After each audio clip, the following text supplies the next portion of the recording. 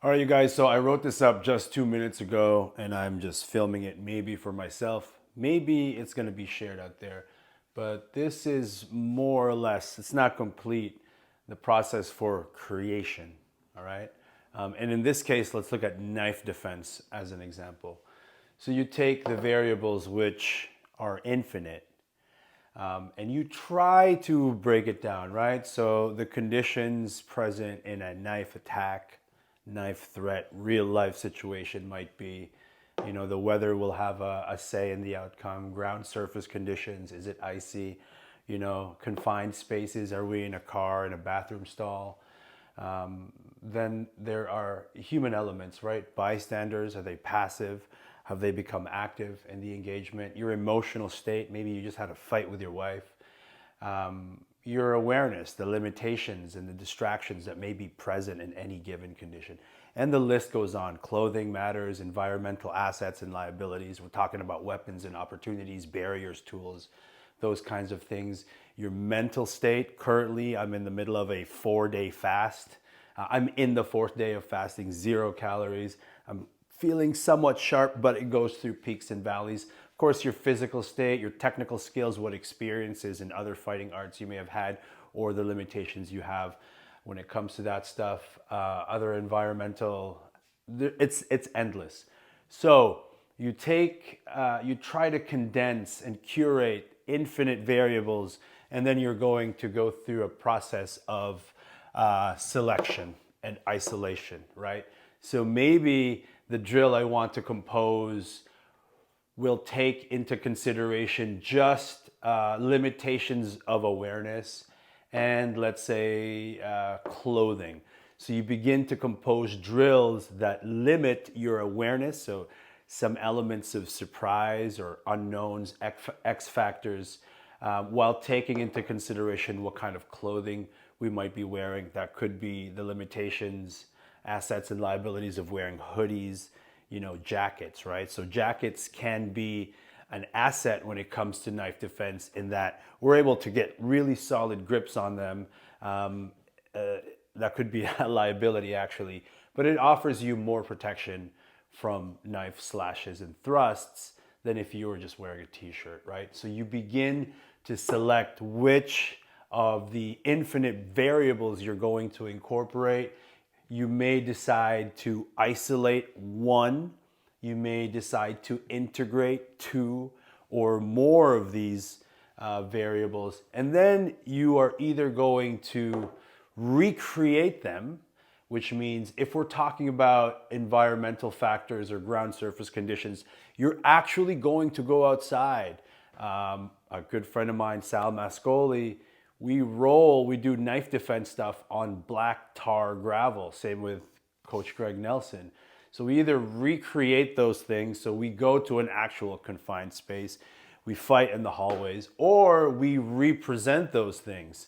So for a good example of representation might be wearing a gi instead of a full winter coat.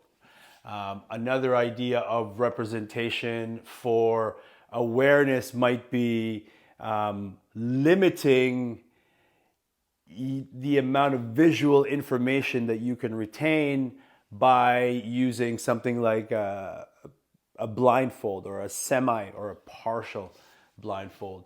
Another idea of representing environmental assets or confined spaces might be you use pylons or borders along the mats. It could be, if you have enough people, that you create a circle of people, and whenever participants of the drill begin to pass that border, that circle of people will push them back in.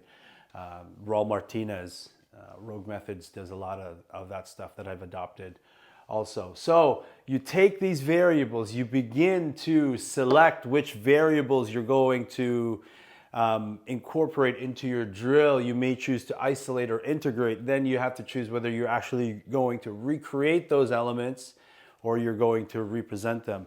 And then you're either going to create a drill, an exercise, or a game.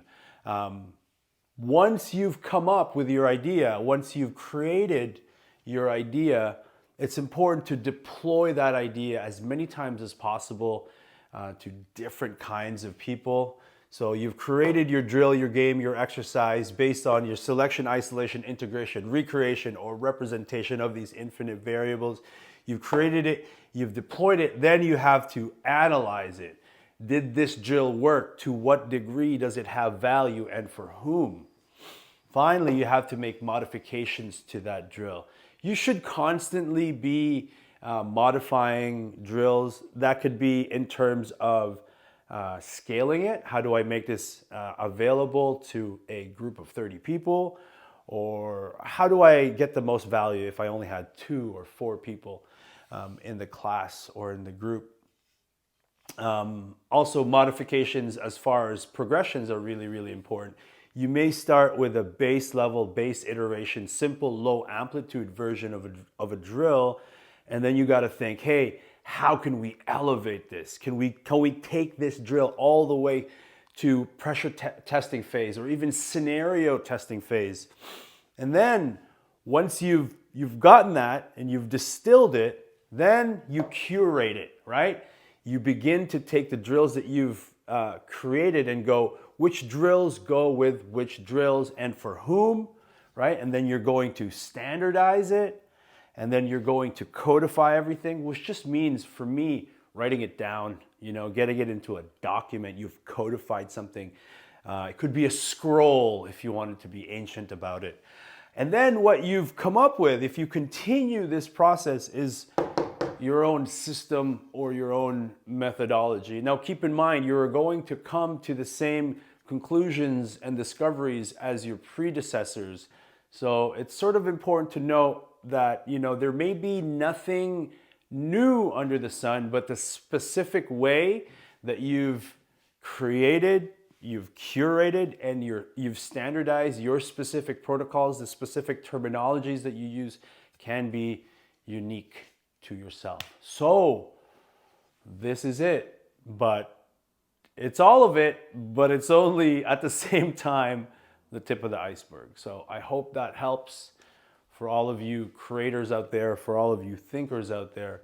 This is, in my opinion, the key to creation. Obviously, creativity, intelligence, passion, drive, motivation, will, all of those things have a big factor, but those things can also fluctuate. So here's the key, and I'll leave it up to you. I'm looking forward to seeing what you guys come up with.